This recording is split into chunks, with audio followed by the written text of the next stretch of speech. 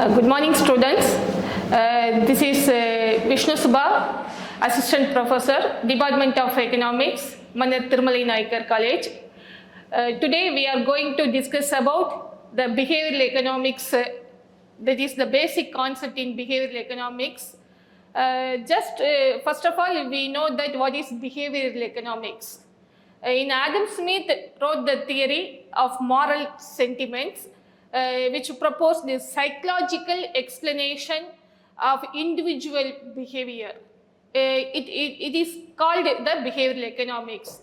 That purposefully, the behavioral economics is effects of psychological, cognitive, emotional, cultural, and social factors on the decisions of individuals. Let us restart the major concepts in behavioral economics. Particularly, there are the certain categories. First one is the bounded rationality. Second one is choice architecture. And third one is cognitive bias. And fourth one is dual system theory. Next one is the fairness and the reciprocity. Another concept, prospect theory. The next one is social norms, and final one is nudges. Let us see that one by one. First one is the bounded rationality. Bounded rationality is based on limited information and form a narrow range of heuristics. Decision makes in this view of act as satisfiers, seeking a satisfactory solution rather than an optimal one.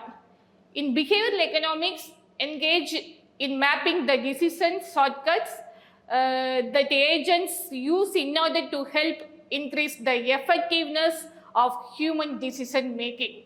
And second one is the choice architecture. This theory of consumer choice is influenced by the ways of goods are presented. Just an example, it is the complementary goods placed together can help sales, related to the concept of nudge. And the third concept in behavioral economics is this cognitive bias. Cognitive bias, it look at issues with a certain bias, like the data which confirms our point of view, and we filter out data which is inconvenient. And the third, another concept in behavioral economics is the dual system theory. The dual system theory have two decision-making elements. One is impulsive, and the other one is the more rational, cognitive and analytical. It is similar to hot hold states. Then the next one is the fairness and reciprocity. This is the importance of fairness and retaining favors in economic decisions. That is the very good theory in that. And the next one is the prospect theory. Prospect theory is analyzes a decision under risk that use the cognitive psychological to explain various divergence of economic decision making from neoclassical theory. And this prospect has two steps. One is an editing stage, and second one is an evaluation stage. In editing stage, it is risky situations are simplified using various heuristics. And the second one is, that is the evaluation phase. It is alternatives are evaluated using various psychological principles that includes. Then next one is the social norms.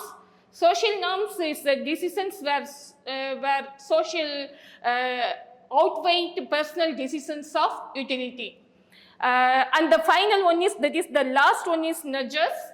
In 2018, the Richard Thaler, it was introduced the nudge theory. It improving decisions about health, wealth and happiness brought nudge theory to prominence. It also gained a following among US and UK politicians in the private sector as well as the public health. In this theory is focused onto that factors which encourage consumer to change behavior through small suggestions. Thank you.